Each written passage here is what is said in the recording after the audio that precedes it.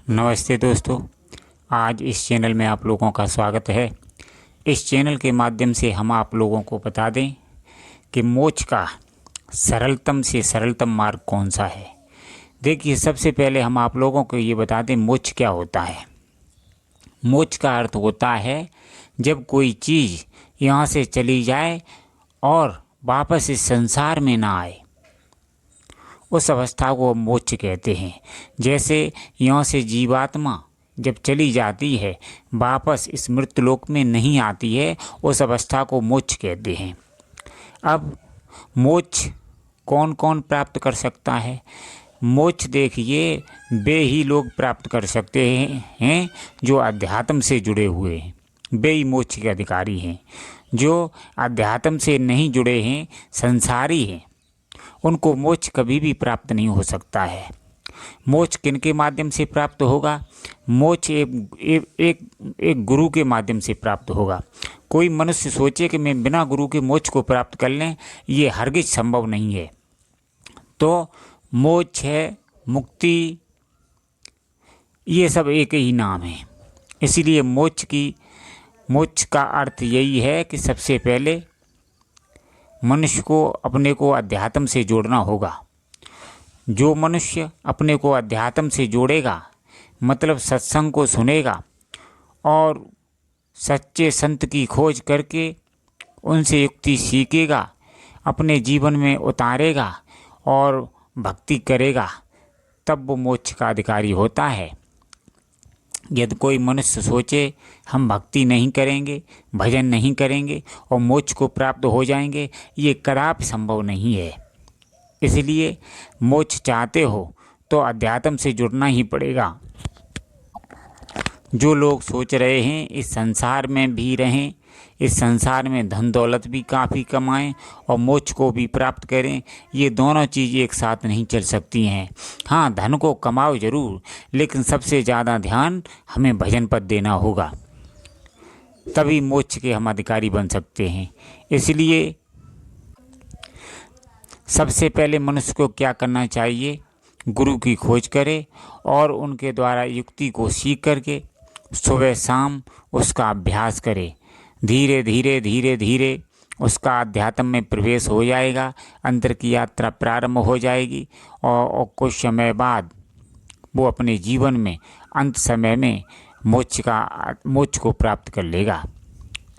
जो मनुष्य गुरु से दूर हैं, संसार में जिनका चिंतन है, धन कमाने की होड़ में लगे हुए हैं, माल खजाने को इकट्ठा करने में लगे हुए हैं, ज़मीन जायदाद के चक्कर में पड़े हुए हैं और सोच रहे हैं कि हमें मोक्ष प्राप्त हो जाए, ये कदापि संभव नहीं है।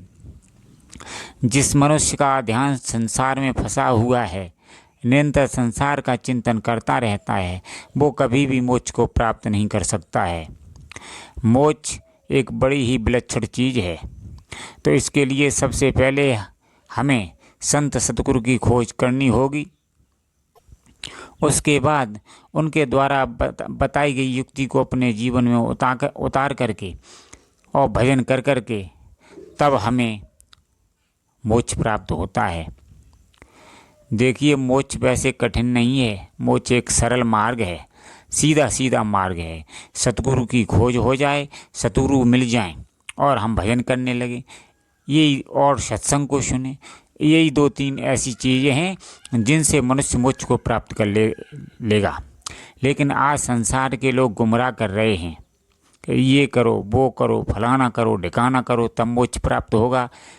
ये लोग गुमराह कर रहे हैं।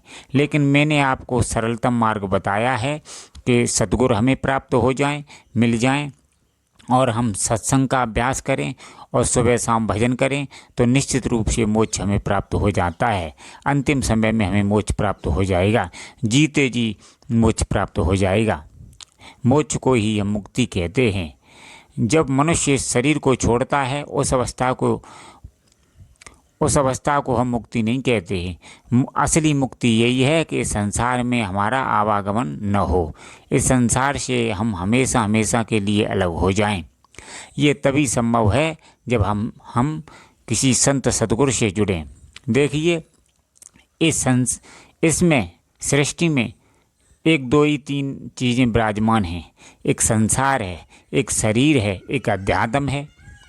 इसमें संसार की तरफ हम ध्यान लगाएंगे तो इस पद को हम कभी भी नहीं जान सकते, मोक्ष के अधिकारी कभी भी नहीं बन सकते। शरीर की तरफ ध्यान लगाएंगे तो अभी हमें ये कुछ चीज़, मुक्ति नाम की चीज़, मोक्ष नाम की चीज़ प्राप्त नहीं हो सकती।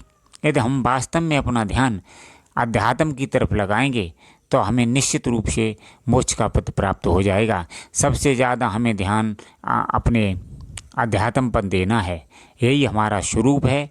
और मोक्ष को प्राप्त होकर के हम परमात्मा को प्राप्त कर लेते हैं। मोक्ष का मतलब है आवागमन से रहित। जब हम आवागमन से मुक्त हो जाते हैं तो हम अंत में परमात्मा को प्राप्त कर लेते हैं। परमात्मा को प्राप्त करना, मोक्ष को प्राप्त करना, मुक्ति को प्राप्त करना, ये सब एक ही बात होती है। इसलिए मित्रों, मैंने आपको सरल भाषा में समझाया। धन्यवाद मित्रों।